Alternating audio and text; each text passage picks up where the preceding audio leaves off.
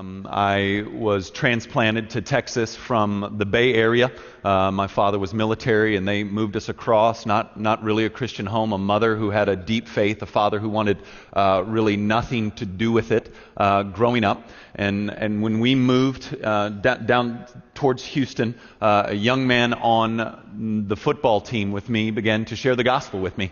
Began to teach me, began to ask me certain questions about my own view of life. And through that conversation with him, Christ really radically redeemed and saved my soul. And I became a ferocious evangelist, despite the fact that I didn't know anything.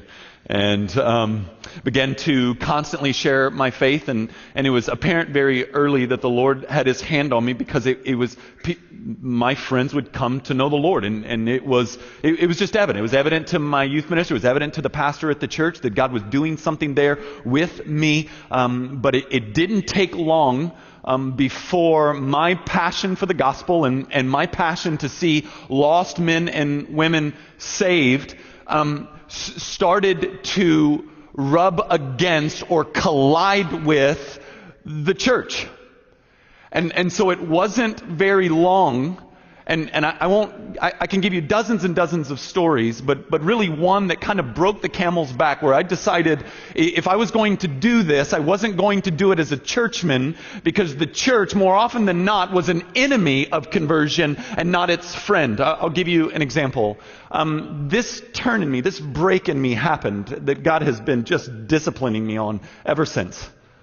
Occurred my freshman year of college, when I randomly sat next to I'm a freshman in college, I'm sitting next to a 26-year-old single mother who's coming back to school to try to get a degree, never been to church, didn't know much about Jesus, and so we began this ongoing dialogue about the grace and mercy of Christ in the cross. And so me and some of my crew go over to her house and babysit her daughter. She's actually in an extramarital affair at the time with a married man. And so we talk through that, the wisdom in that. This is the relationship we had, just kind of serving her and trying to explain to her spiritual things.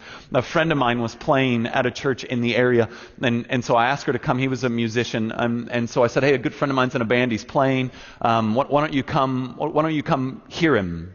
And so she agreed. She thought it would be a concert. I knew better. It was shady. It was excellent. And she came with me, and we listened to Robbie play, and he was tremendous, just a real anointed guy. And then the minister got up, and he said, today I want to talk to you about sex. And so I immediately go, uh-oh, this could be a problem. And he took a red rose, and he smelled it, and he showed how pretty it was, and then he threw it out into the crowd. He goes, everybody needs to smell this. There's about 1,000 of us there, almost all of us college and high school. Smell the rose. I want you to smell it. I want you to touch it. I want you to see the texture in it. Do it, and I'm going to teach. And then he began what, honestly, up until this day, and this might have to do with my heart, I'm still wrestling, was one of the worst, most horrific handlings of what sex is and what it isn't that I ever sat through. It was fear-mongering at its best. It was, you don't want syphilis, do you? And everybody's smiling and having a good time until there's herpes on your lip, right? And so I'm just thinking with Kim beside me, what are you doing? What are you doing?